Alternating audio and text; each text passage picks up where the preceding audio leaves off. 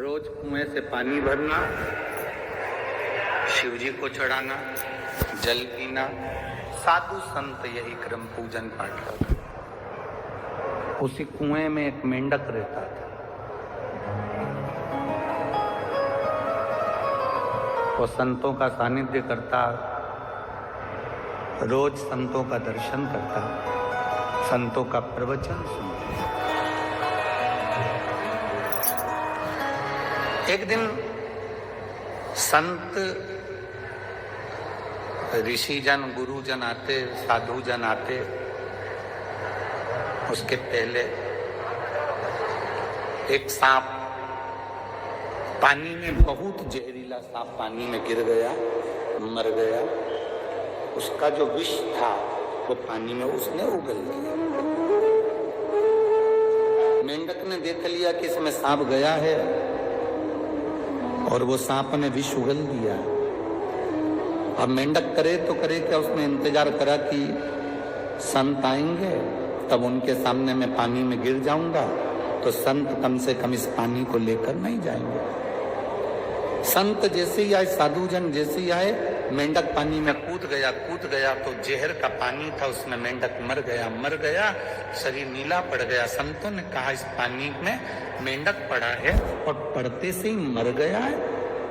थोड़ी देर बाद संतों ने उस मेंढक को बाहर निकाला तो देखा कि वो मेंढक नीला पड़ गया था जहर के कारण। सांप के जहर से वो मेंढक नीला पड़ गया। तब उनको लगा इस मेंढक ने अपने प्राणों को हमारे लिए त्यागा है। ध्यान लगाकर देखा कि आखिर कारण क्या था, तो उन्होंने ध्यान लगाकर देखा कि वो सांप जहर उगल दिया था पानी में, पानी पूरा जहरीला हो गया था। इसी पानी से शिव जी का स्नान होता था, इसी पानी से संत पानी पीते थे। मेंढक ने हमारे लिए प्राणों को त्यागा। संतों ने मेंढक के ऊपर अपना हाथ की छत्र छाया कर और मेंढक के ऊपर छत्र छाया कर कहा इस मेंढक को जीवित होना। हमारा तप बल, हमने जो पूजन सेवा अर्चना करी उसका बल सामने आया। मेंढक जीवित हुआ तो संतों ने उसको मनुष्य की वाणी दे दी। मेंढक मनुष्य की वाणी में बोलता है, पानी में जहर गिर गया था इसलिए मैं उसमें जाकर अपने प्राणों को त्याग दिया, मुझे क्षमा करना। आप जी जहर का पानी शंकर जी को चढ़ाते, मुझे अच्छा नहीं लगता। ये जहरीला पानी आप भगवान को चढ़ाएं, ये हमें अच्छा नहीं लगेगा।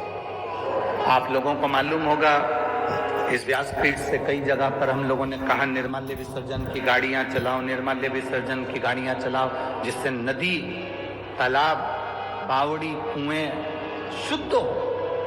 हम जो निर्माल्य अपने घर में बचता है, जो फूल पत्ती बचती है, उसको पानी में डाल देते हैं, पानी दूषित होता चले जाता है। पानी दूषित होता चले जाता है तो वो पानी हम भगवान को कैसे चढ़ाएं, क्योंकि वो जहरीला बनते चले जाता है, उसका आचमन कैसे कर सकते।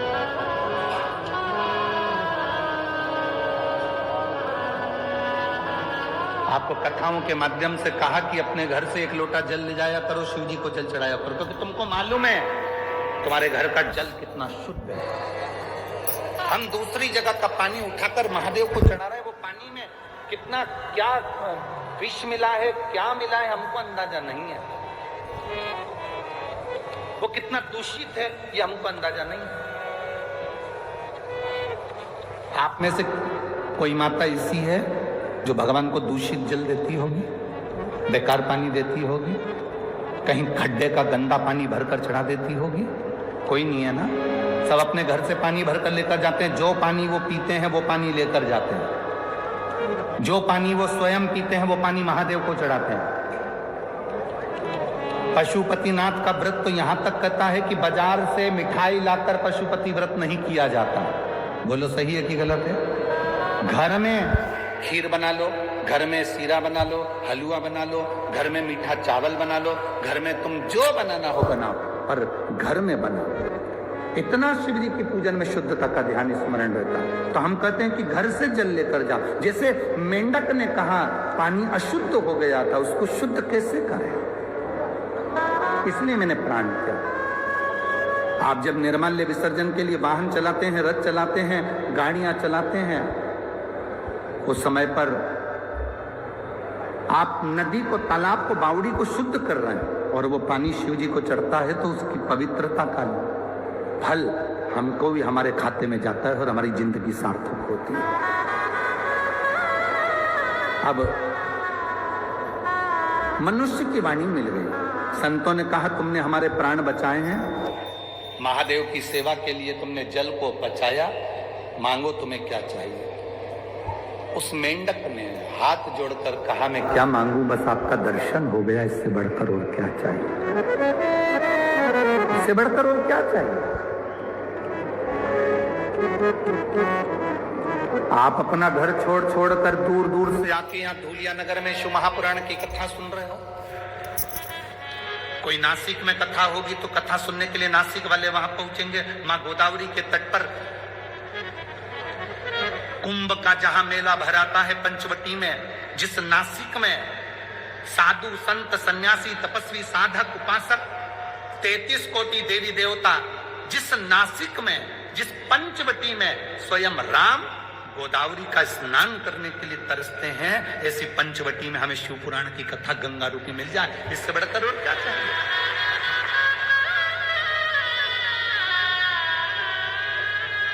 इससे बढ़कर लाभ और क्या मिलेगा।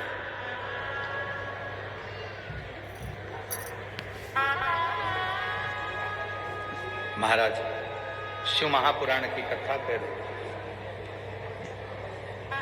भगवान शंकर की कथा वर्णन कर रहे, शिव कथा कर रहे।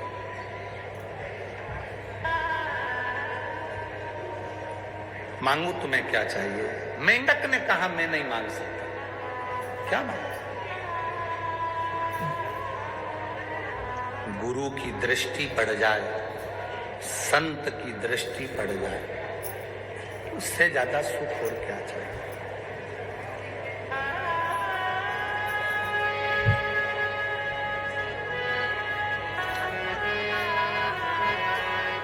अब संतों ने कहा मांगना तो पड़ेगा, क्योंकि किसी गुरु का जब दर्शन होता है तुम नहीं भी मांगते तो परमात्मा खुद दे देता है।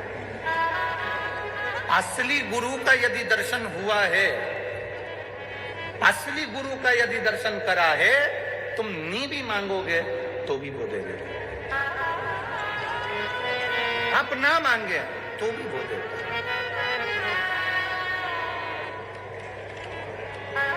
किसी सतगुरु का यदि दर्शन हो, उस समय पर यदि आप हाथ जोड़कर भी अपने दिल की बात केवल गुरु को, सतगुरु अगर है, कोई छल नहीं, कोई दिखावा नहीं, कोई प्रपंच नहीं, कोई ढोंग नहीं, सतगुरु अगर कोई है, उसको देखकर आपने हाथ जोड़कर भी प्रार्थना कर कर कह दिया, निवेदन कर लिया, खाली ना जाता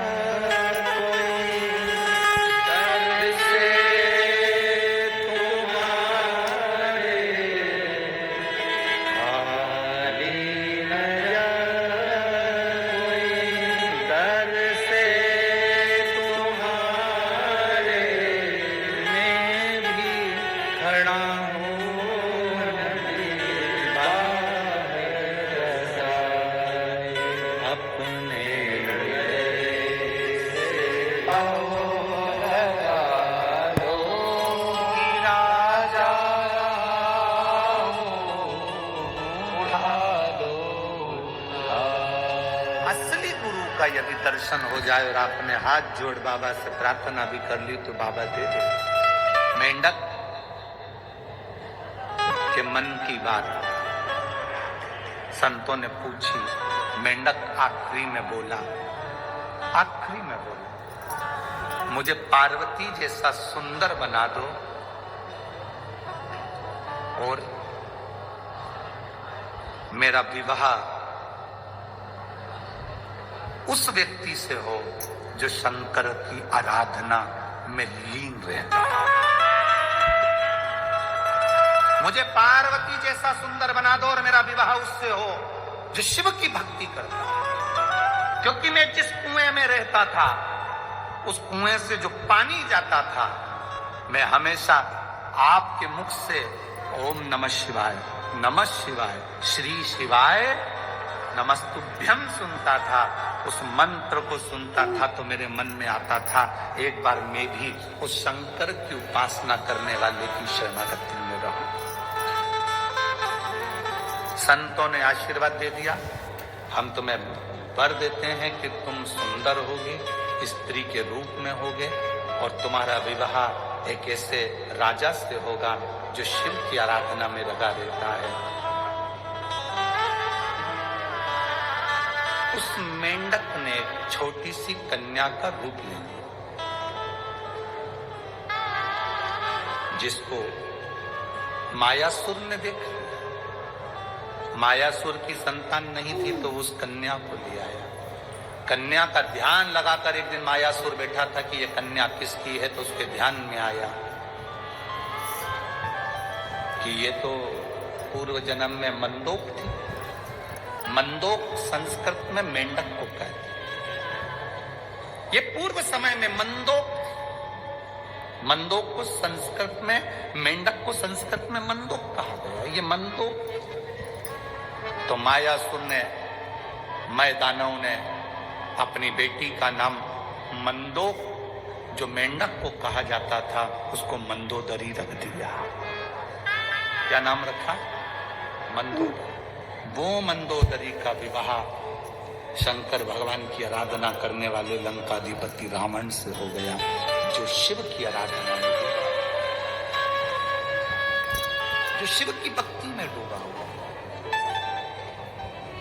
भगवान शंकर की आराधना में जो हर पल, हर घड़ी, हर क्षण निश्चित रूप से डूबा रहता है, वो शिव की आराधना करने वाले से इसका विवाह।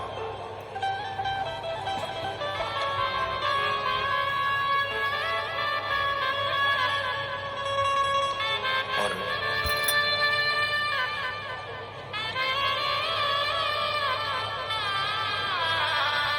वो रावण की भक्ति थी।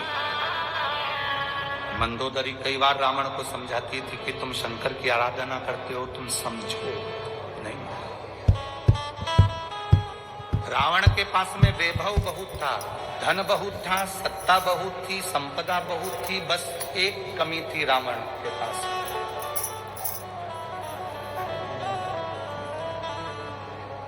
रावण के पास में एक चीज की कमी थी।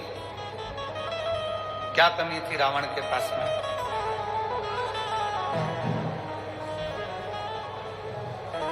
उसको ज्ञान देने वाले अच्छे नहीं थे।